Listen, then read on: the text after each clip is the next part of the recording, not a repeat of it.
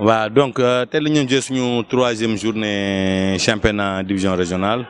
Voilà, nous avons joué, donc on s'était préparé en conscience pour que au moins marquer des points à savoir gagner Malika. Si nous gagnons Malika, donc nous replacer ce course. Malheureusement, donc avec la préparation donc on a pu faire match nul 0-0 avec AS Malika. Donc, c'est un problème d'organisation. On s'était organisé, on s'était préparé pour au moins, ne serait-ce que 3 points. Malheureusement, bon, dans l'organisation, donc, dans l'organisation, on a bien joué, mais la chance nous a pas souri. On a eu des occasions qu'on a pu, que les gens ont raté,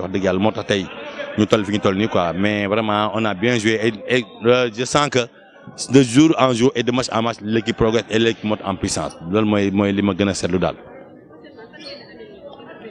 On va encore beaucoup améliorer la relation entre milieu et attaque. Alors là, on a beaucoup de xarañ tuuti gars yi si kan gars indi tuuti cawarte yaakaar naa incha allah yàlla moo indi xéwal daal bu soobee yàlla.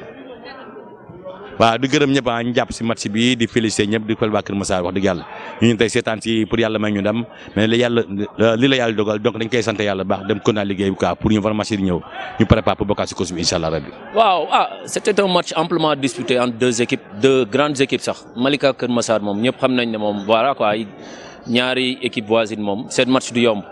Match bi disputé nañ ko dans le fair play amul benn dara lu dérapé amul dara lu débordé joué nañ ko yàlla def na li gën may nañu ku nekk 1 point séparation des points amul victoire ndam demul ndam dikkul ñu koy sante yàlla nag di ko ñaan bii di ñëw mu may ñu victoire di féliciter waa Malika yi di féliciter waa Kër Massar yi voilà. waaw xanaa rek population Kër Massar ñëw jàpp ci équipe bi ñëw soutenir ko may ko doole parce que équipe buy football bëgg na am public mooy 12e homme équipe.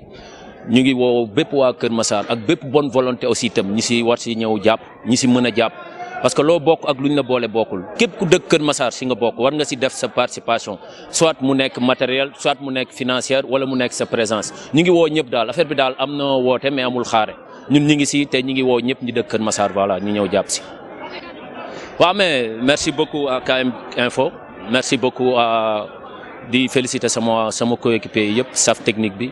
Féliciter équipe Malika bi ndax joué nañu ak ñun ci fair play voilà quoi beneen yoon yàlla nañu yàlla may ndam ñoom it yàlla leen yàlla may ndam.